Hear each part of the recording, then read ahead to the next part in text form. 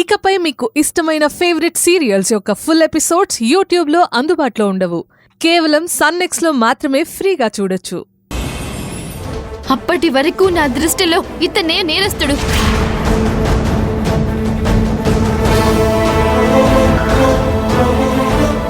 ఇంత జరిగిన తర్వాత కూడా మీరింకా అతని మీద నమ్మకం పెట్టుకున్నారు కదా.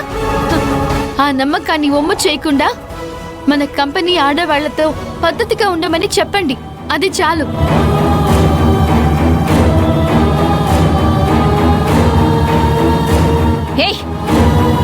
ఆనంది ఆగు. జైతక్క, అందుకే నేను చెప్తూ ఉన్నాను, ఆనందితో మాట్లాడొద్దు అని. వింటేనే కదా, నాకే కదా అవమానం. అశ్విన్ అన్నా, చూసావు కదా, మన మాటలకి విలువకుండా కోపంగా వెళ్ళిపోతుంది. జయంతక్క, మనం ఇప్పటి నుంచి తనతో మాట్లాడనేకూడదు.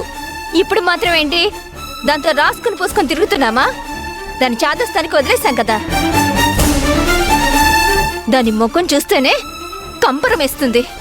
అయ్యో అక్క, మీరెవరు ఆనందితో మాట్లాడలేదా? ఎలా మాట్లాడతావురా?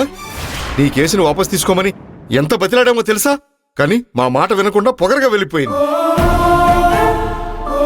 అప్పుడు అనుకున్నావురా అలాంటి దాంతో స్నేహం చేయకూడదని, మాట్లాడకూడదని. మీరు తప్పుగా అనుకుంటున్నారు. నేను చెప్పేది వింటారా? బయట వ్యక్తిలో మాట్లాడుతున్నావు. నీకోసం ఏం చేయాలో చెప్పు. ఆ ఆనందిని ఈ కంపెనీ నుంచి పంపించమంటావా? చెప్పరా, ఇప్పుడే పంపించేస్తాను. రేయ్, పిచ్చిగా మాట్లాడకరా. అయినా ఆనంది మీతో దూరం అవడం నాకు ఇష్టం లేదు. మీరందరూ మునుపట్లాగే ఆనందితో మాట్లాడాలి. పిచ్చి పట్టింది నాకు కాదురా, నీకే పట్టింది. అది నేనంత అవమానిస్తుంటే నువ్వు దాన్ని ఇంకా సపోర్ట్ చేస్తూ మాట్లాడుతున్నావు.